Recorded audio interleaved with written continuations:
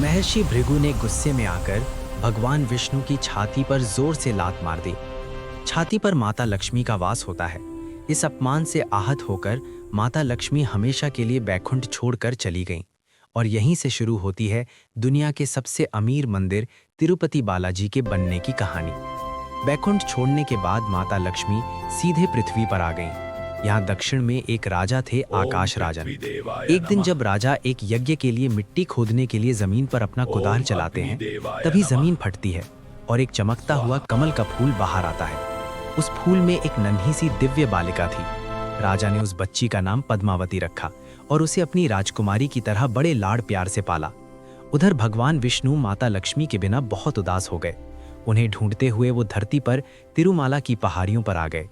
माता के वियोग में वो इतने दुखी थे कि उन्होंने खाना पीना छोड़ दिया और एक चींटी के टीले के अंदर बैठकर गहरे ध्यान में चले गए।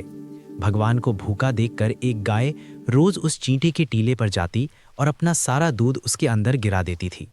एक दिन गाय चराने वाले ने ये देख लिया। उसे लगा कि गाय दूध बर्बाद कर रही है। गुस्से में आकर उसने गाय को मारने के लिए अपनी कुल्हाड़ी खींचकर पूरी ताकत से उसकी तरफ फेंक दी। उस बेजुबान गाय को बचाने के लिए भगवान विष्णु तुरंत उस टीले से बाहर निकलकर सामने आ गए और कुल्हाड़ी का वो भयानक वार अपने सिर पर ले लिया। घाव बहुत गहरा था, सिर से खून बहने लगा और उस जगह के बाल हमेशा के लिए झड़ गए। भगवान को दर्द में देखकर वहां मौजूद उनकी एक परम भक्त नीला देवी से रहा नहीं गया। उन्होंने बिना एक पल सोचे तुरंत अपने सबसे सुंदर और घने बाल काटे और भगवान के घाव पर लगा दिए। बाल तुरंत प्रभु के सिर से जुड़ गए। उनका ये बलिदान देखकर भगवान ने नीला देवी को वरदान दिया कि कलयुग में जो भी भक्त मेरे दर्शन करने आएगा और अपने बालों का दान करेगा, उसका सारा अहंकार और पाप नष्ट हो जाएगा।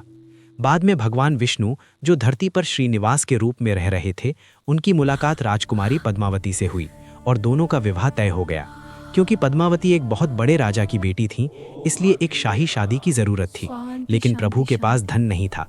इसलिए भगवान श्रीनिवास ने धन के देवता कुबेर से एक बहुत बड़ा कर्ज लिया। कुबेर ने शर्त रखी कि कलयुग के अंत तक